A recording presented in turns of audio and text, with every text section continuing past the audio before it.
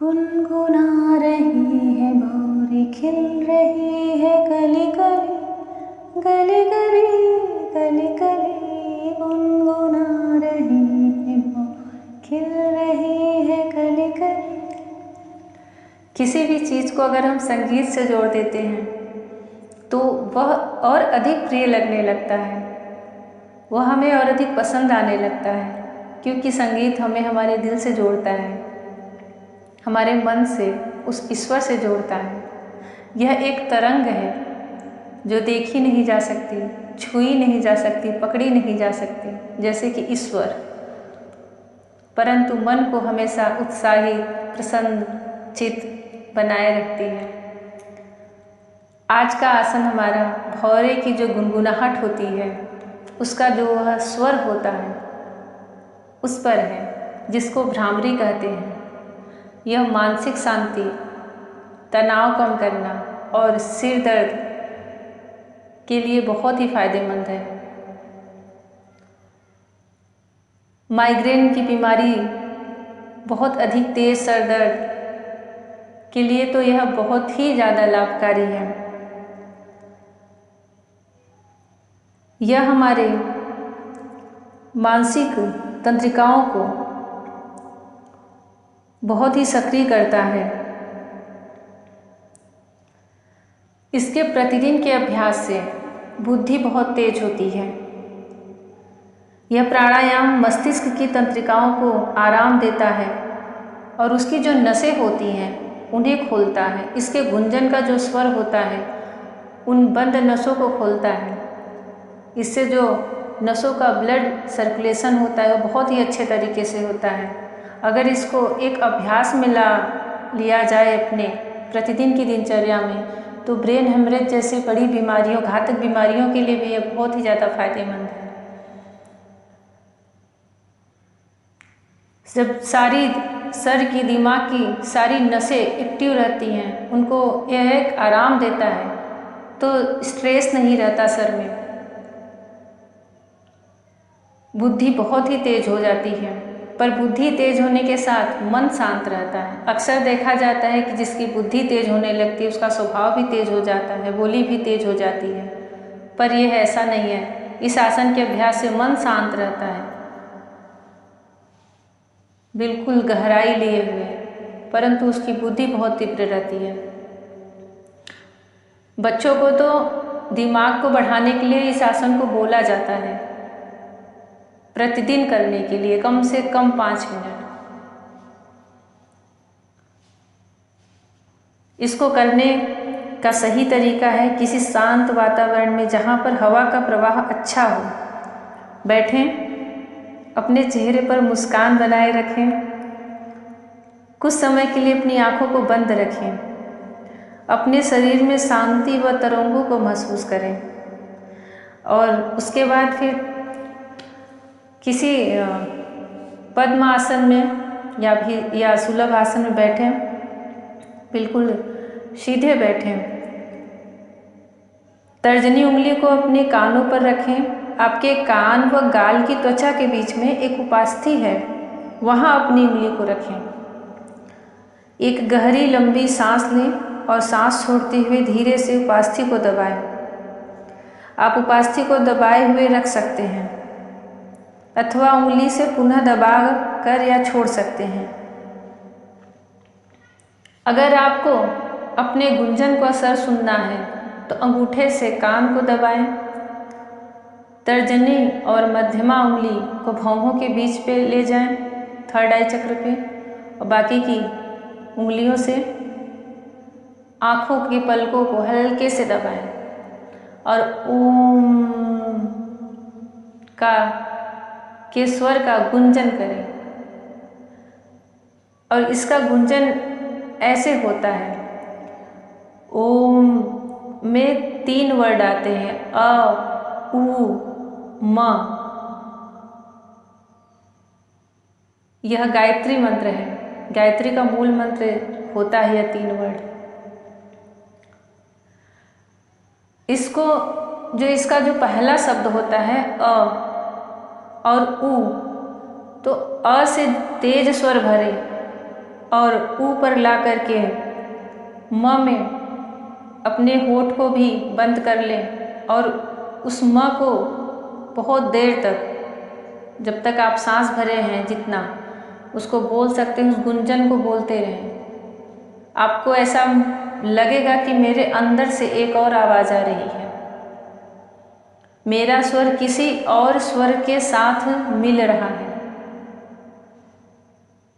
और कुछ क्षण के लिए आपको बाहर की एक शब्द नहीं सुनाई पड़ेगा, अपने अंदर की जो आवाज़ होती है, नाद जिसको बोलते हैं, वह उससे जुड़ जाता है। 4 से 5 बार, 5 बार करना चाहिए। अ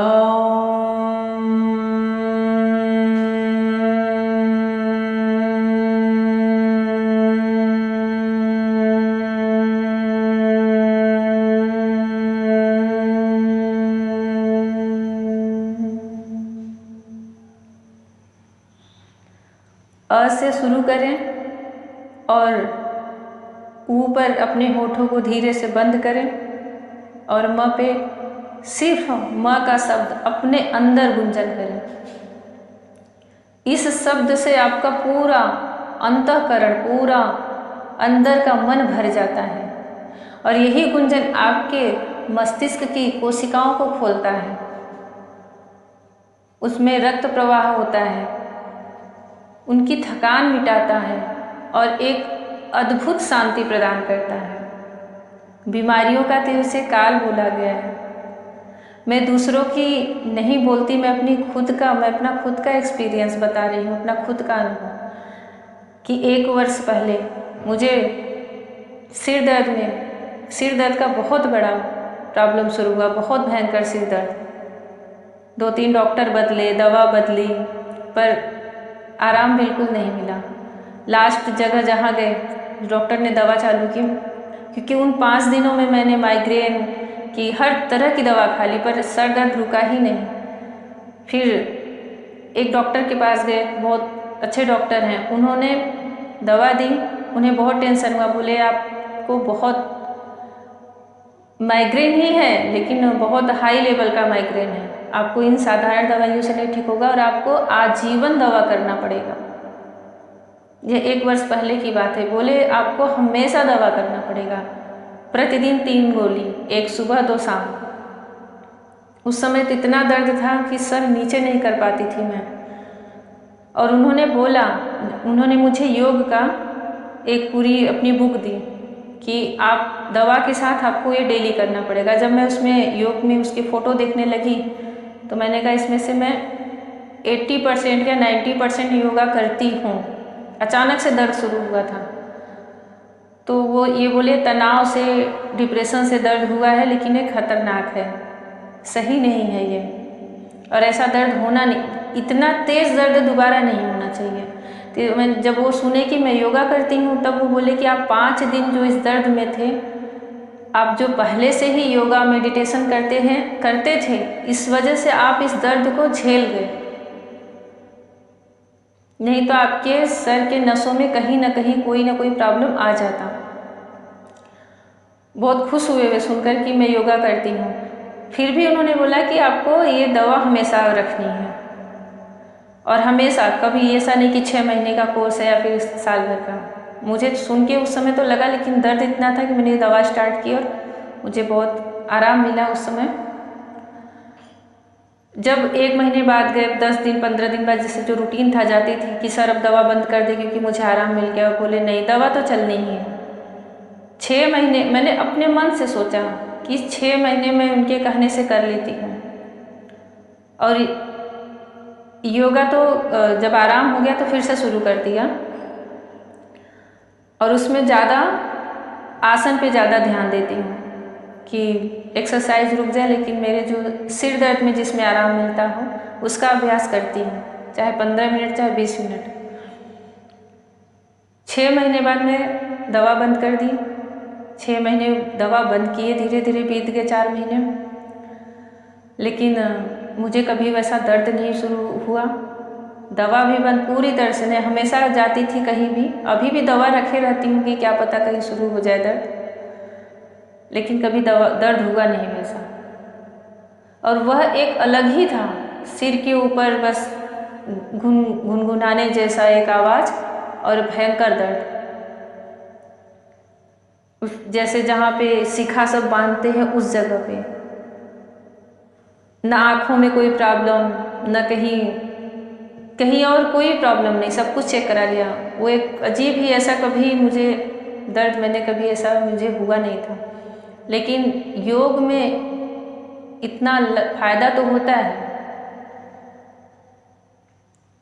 योगासन करने से तुरंत नहीं पता चलता, आप कभी नहीं किए रहोगे तो सोचो कि बस अब बीमार हो गए और शुरू कर दे तो तुरंत लाभ मिल जाए, नहीं, दवा तब करनी पड़ेगी। पर दवा बंद हो जाती है, और अगर आप शुरू से कर रहे हो तो क्या पता बहुत बड़ी बड़ी बीमारियों से एक बार तो उसका रक्षा करता ही है। इसलिए प्रतिदिन योग अपनाएं, करें, बहुत लाभ मिलता है इससे।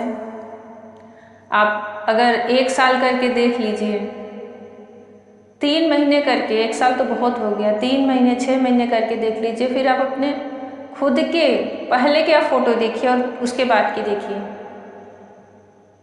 हर चीज़ में परिवर्तन आने लगता है। और मुझे तो एक नहीं कई बीमारियों में इसका लाभ मिला है।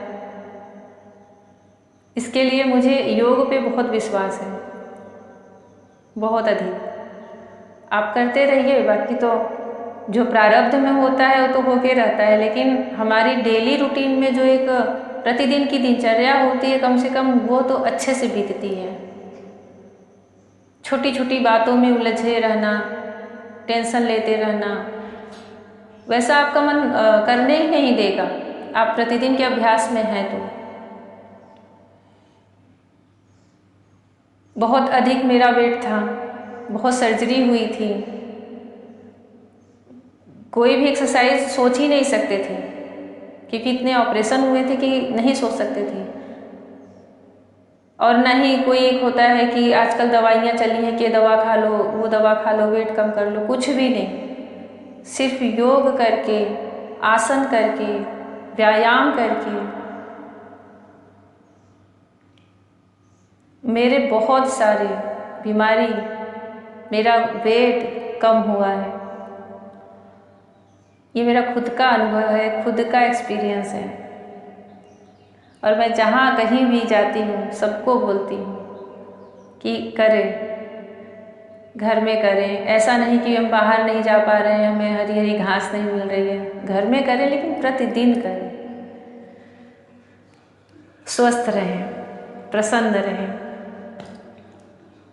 अपनी भी समस्या हल कर लें, और इतना मानसिक रूप से सक्षम हो जाएं भ्रामरी करके कि दूसरों के जीवन की भी समस्या सुलझा दें। जय श्री कृष्ण।